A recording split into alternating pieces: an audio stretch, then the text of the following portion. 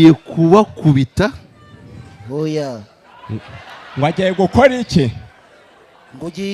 Ngiye kubakubita n'amabere mwonse mukiri abana. Amabere. Umva mwa andano nkwereke.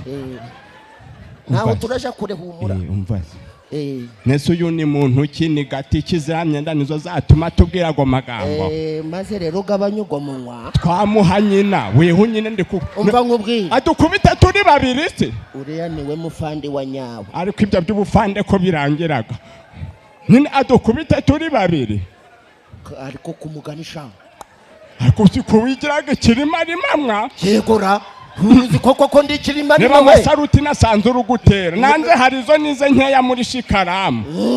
Anda hano nkwere. Tunamunobi. Yabasari igiki. Ave. Acha bwana we. Aturenza mazi. Naho yadukubita. Ni uri igiki. Turagukubita wewe. Turakwera kukwina intama zambagwa. Yego sha.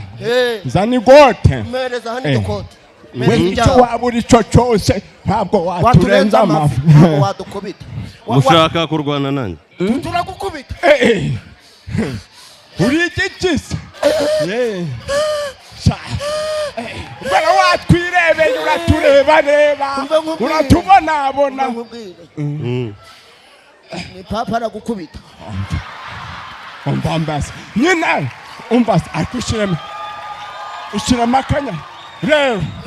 Utazagira ngo agera. Ongera. Ni igikisi. Ni yongere. Sabi. Yawe. Guhera no saho no munota. Abantu babiri ubifatire. Ubasuzugure. Akazana gasunduruto. Weho. Kwavuga se. Acha bana bwe. Kwagera kwari. Mwegere. Oya ahubwo weho. Weho kubera imyaka zawe umaze kuzimaramo. Reba ikintu akuyemo umufuka.